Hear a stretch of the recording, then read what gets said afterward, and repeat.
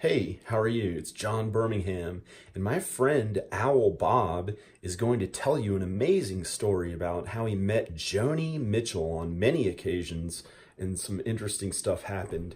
However, I'd like you to know that this is just an entertainment purposes video. It is based on real life events, but it is fictional, to be taken as fiction, okay? Because it's just for entertainment, even though, it's his real story that he's telling, but it's not always 100% accurate. So it's based on a real life event or real life events, but it's just for entertainment. Okay, here he is. Everything is not real. Nothing is real. Nothing is real. Hi there, YouTube audience on John Birmingham's channel. This is Sensei Owl, O-W-L, B-O-B, and this is my show on John Birmingham's channel. Go to my channel if you want to see all of my other stories, which is Dreamy Dreamland with Sensei Owl Bob, O-W-L-B-O-B. Anyway, so the story I'm going to tell right now is I loved Joni Mitchell because her album Blue came out when I was in prep school. And there's a song on about, Blue, which was the first prep school. I was in a seminary to be a Catholic priest, and the school colors of that were blue. So that song was like, blue, songs are like tattoos, And so that was like, I thought she wrote it for me. And then there's another song called Green, Little Green. And I had a girlfriend and her school colors were green.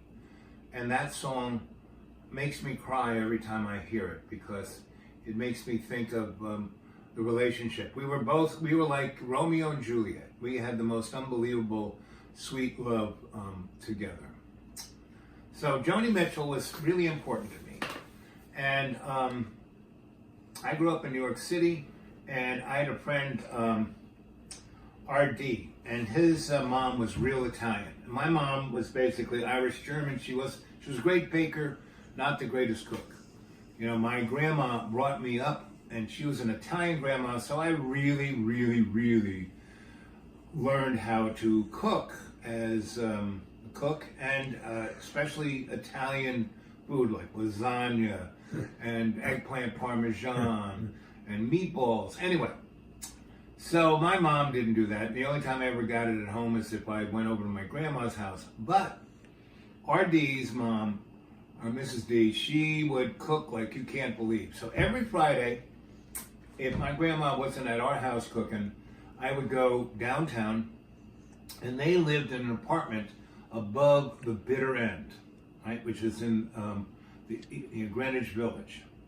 And there were a number of the Bitter End, Stone Pony, Peppermint Lounge, about 5 others, and a couple in the West Village, where all of the people like Dylan and those kind of folk bands, Judy Collins, Buffy St. Marie, all those folks played in those places. And so the Bitter End had, it was a bar, and then it had apartments above it, and you went, you had the big major doors going into the bar, and there was a door that went up the steps to the apartment, and there was a hallway that went next to the steps to the back of the building, and it went into, that was the back entrance into the Bitter End. The back door was there, and so they didn't have a green room. In a club, a green room is where the acts hang out, put on their makeup, do that kind of stuff, relax before they have to go on or after they come on, right? And so there was no green room at the Bitter End. It was this hallway. So the first time I met Joni Mitchell, before her album was put out, she was in the hallway with her guitar, and she had her songs pasted to her guitar, and she looked like a teenage girl, right? And I came in, to go have dinner at Mrs. D's house, and she was there, and she goes, would you mind listening to my songs? And she was really cute, and she, probably was, how old was I? I was probably 14, she was probably 22 or 23, and she was really amazingly, I just was like, yeah, sure. So I sat there, and so she's playing away, and Mrs. D knew that I was coming over for dinner, so she opens up the door. Hey, Al, you down there? And I go, yeah, I'm listening to this girl. She's playing the guitar. She goes, come up for dinner. I said, no, you should come down and listen. Anyway, so she sends RD to get me, and he's enthralled, and he's, so she's playing. Anyway, so we're not coming. So Mrs. D comes down with a big bowl of spaghetti and meatballs and plates and a bottle of wine because she was a true Italian and we all drank wine when we ate dinner at her house. How old were you? Like I said, about 14. But in those days, no one cared. I mean, my prep school friends used to go get totally sloshed at the Oak Room at, what's the name of that hotel? The big fancy hotel. Anyway. Waldorf Astoria? No, the other one. The Green, Tavern in the Green? No, that's a restaurant. The thing that's right on the corner of Fifth Avenue and Central Park. Waldorf is a little further down. But anyway, that's neither here nor there. That's a distraction from the story. So we all ate spaghetti and meatballs with Joni Mitchell and drank wine, right? While she was practicing. Because it was about 5 o'clock. She wasn't going to go on until, 8 o'clock. So she has dinner, and then she decides to come up to the apartment, and we go up there, and we finish because this is, she just brought down the spaghetti. And Italian meals are many courses. Spaghetti is only one course. There's usually salad and cheese and a fish and a meat and a vegetable and spaghetti and then 3 desserts. Your mom made Thanksgiving dinner. That was very much in Italian. There were lots of things, there were all those like little antipastas and desserts and everything. That's a real Italian meal. So anyway, Joni Mitchell came up and friggin' had dinner in Mrs. D's apartment, and they had to come up and get her. Meaning she got so enthralled playing songs for us in Mrs. D's living room while we ate the Italian dinner. That's when I fell in love with Joni Mitchell. And then, a number of, she goes, I'm going to have an album out. That's why I'm on tour playing these songs, because this is going to be on my album. So find the album. And, so I did. And I fell in love with it because I thought she wrote those songs about me. The Blue? Yeah, Blue. That's the name of the album. I really fell in love with her. And when you hear music is a vibratory thing. And every time I hear that music, it brings up emotions in my heart of my first real girlfriend and other things that were really, I was going through, I was, nearly killed at a seminary. I got thrown out and I went to a like really strict prep school with the richest people in the world. And one of the things that, gave me solace was Joni Mitchell's Blue album and, what's his name? Oh, who's the piano man? Billy Joel? No, okay. Billy Joel's album, but that was years later. But not Liberace, but the one that's... No, the gay guy with the glasses. Yeah, feminine. English. Elton John. Elton John did an album around the same time called Mad Man Across the Water. And there's a song on that album called Indian Sunset. And every time I hear that song, I cry. Because at that time, I was involved with Indian folk, indigenous people. And one of the elders of the Iroquois Nation, who was a griot, basically taught, showed me what a griot was. And and he was like my grandfather, you know. And so those two albums, when I was a freshman and sophomore in high school, really had a connection to me. So,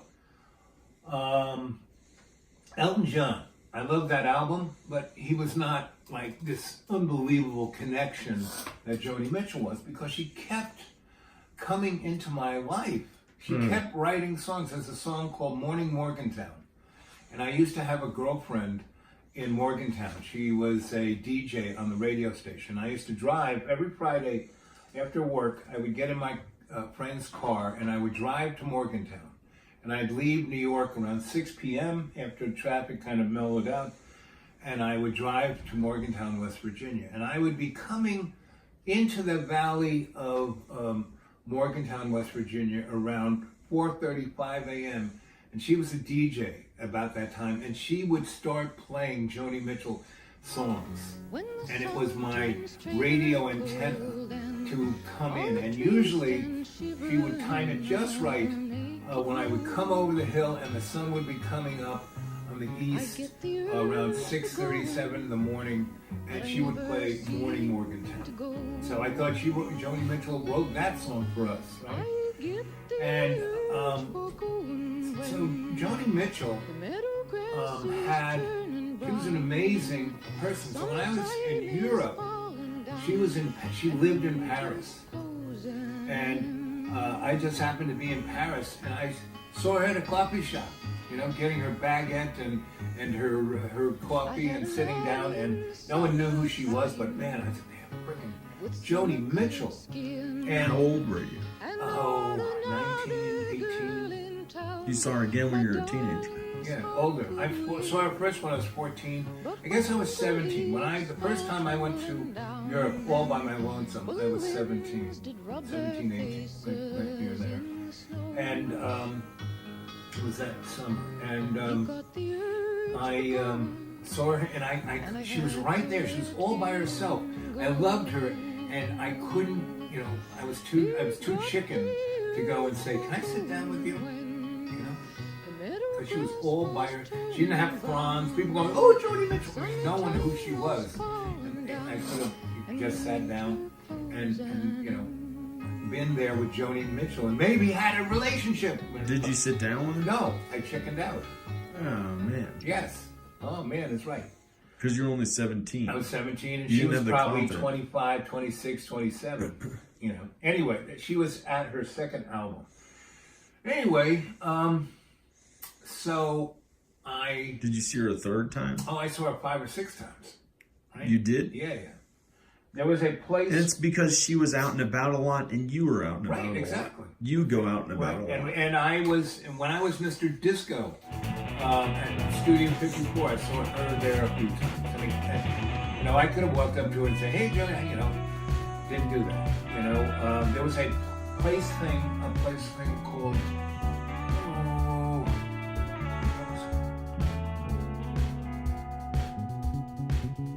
Well, we can get, if we go to LA, all the famous people are there in LA, and if we just go out and about a lot, we'll run into them, talk to them, it'll be fun. Yeah, it'll be fun. We can maybe film someone if they say it's okay. If you film, you can try that. I'm not going to go out on a limb to do that. Yeah. So there was they've got the W. That the guy who owned OK Harris, which was the first big art gallery in Soho. And me and this crew, we were the first artists to live in Soho. And the city gave us a hard time. And the only one of us who had any brains was Andy Warhol.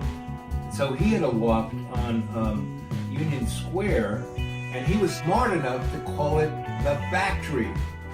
So when the city, oh, that's a factory. It's a factory. It was a factory building, and he called it the Factory. So no one messed with him. Us, we were in factory buildings, and we were doing our art in them, and we were living in them. And the fire department gave us a hard time, and the building department gave us everybody gave us a hard time.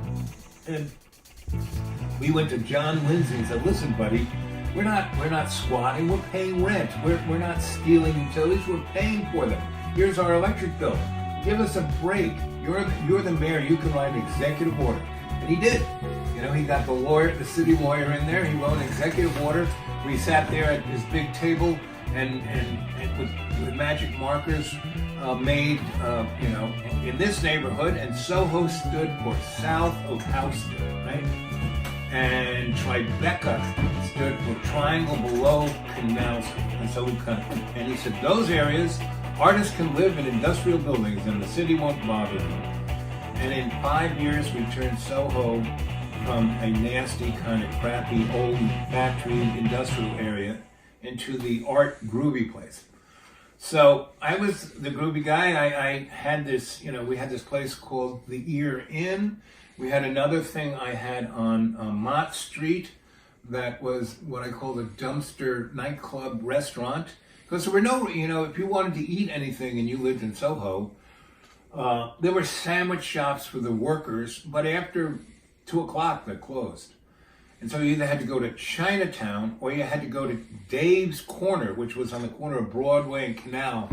And Dave was a seedy old guy who ate cigars, and you could get egg creams and eggs and, you know, Jewish, you know, matzo ball soup and big meaty sandwiches.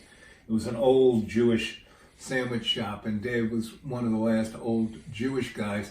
And he was in this little box where he had his cash register, and you paid him. You didn't pay anybody else but Dave. You know, you give him the bill. He said, "No, that's $6." You give it to him, and he would walk out with the money himself. And he had a big gorilla as his bodyguard, and he never paid taxes.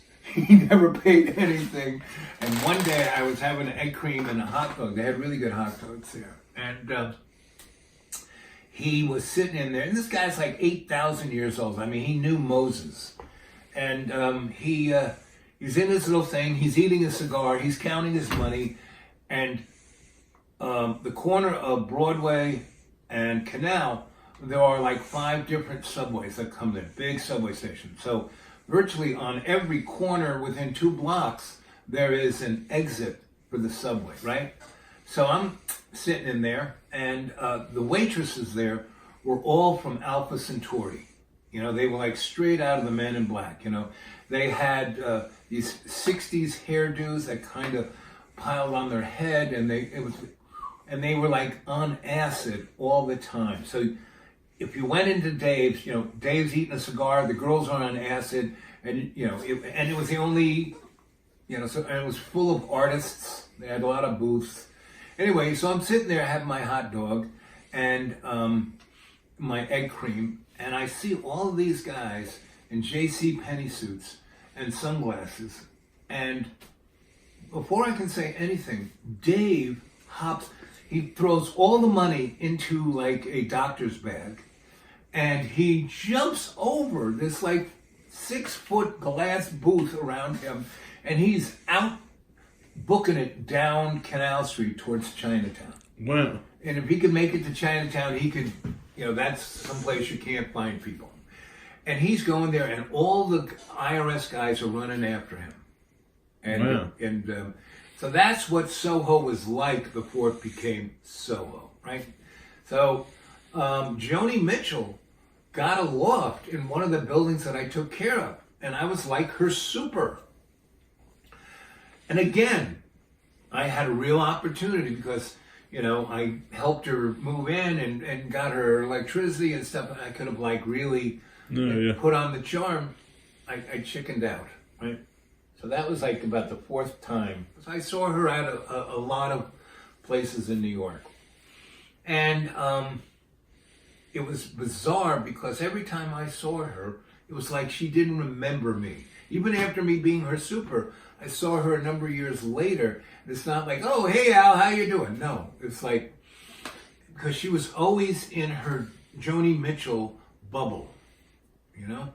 And so the last time I saw Joni was probably 1986. And I had a friend named Frank who had a bar named Puffy's, and it used to be a workers' bar. It was down in Tribeca, right off of Hudson Street. And again, this is a place where all the artists hung out. And it had this big, long bar. and big windows facing Hudson and I forget whatever name of that street was, maybe Mott, but anyway, or Thompson. It was Thompson.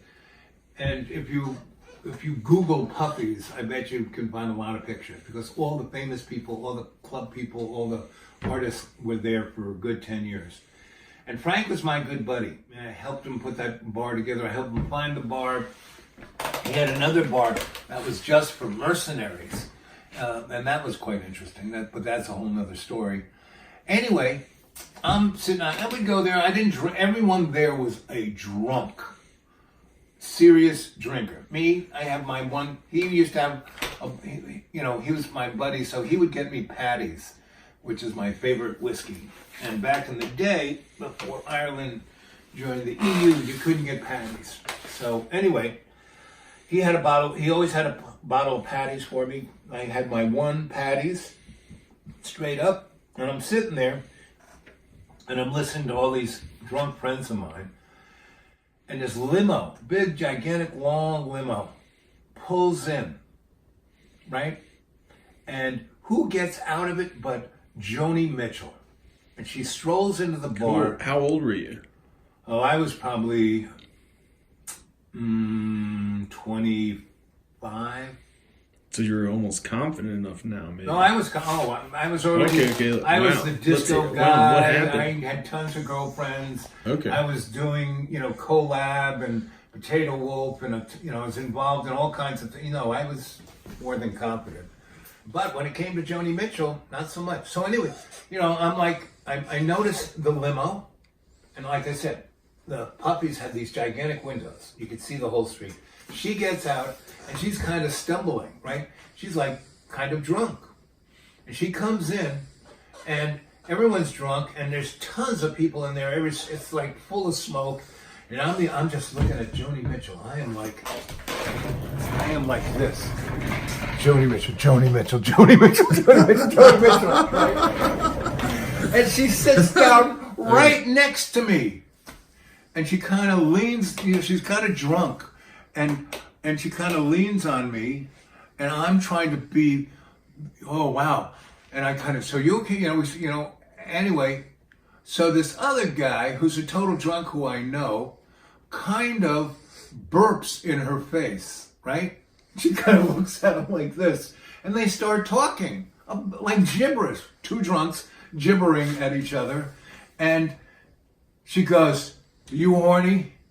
And he goes, "Yeah." And they go off into her limo. I mean, this guy hasn't taken a bath in 6 years. He smells like beer and tobacco. And she leaves with him. And I'm like this. I lost my Joni Mitchell. And so I'm totally bummed out. And I go home and I'm bummed out. Right. And so the next day, every day I wake up, I don't think about what bummed me out. I just, okay, it's a new day.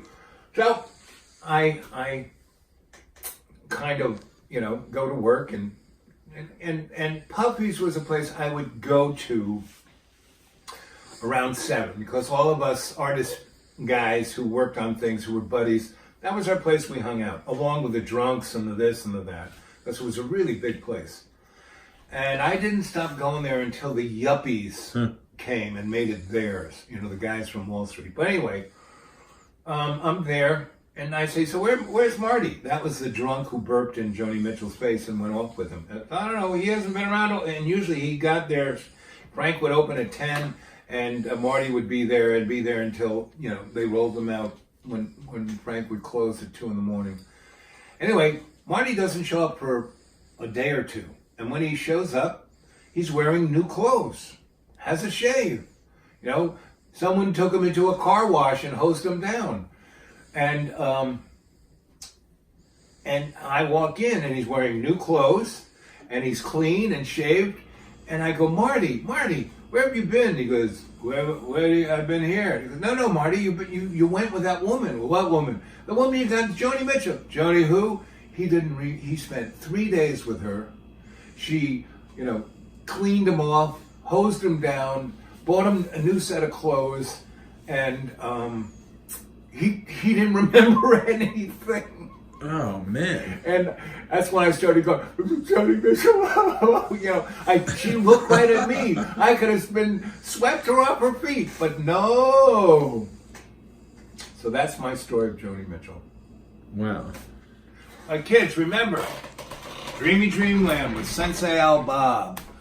You know, find me at the Dude Awake 42 at Gmail. That's Dreamy Dreamland with Sensei. How do I spell it, John? You spell it S-E-N-S-I-E, Sensei. Sensei, Owl, O-W-L-B-O-B. You can change it later. I don't. You can edit I it. did it on purpose. So I'd be different. You know?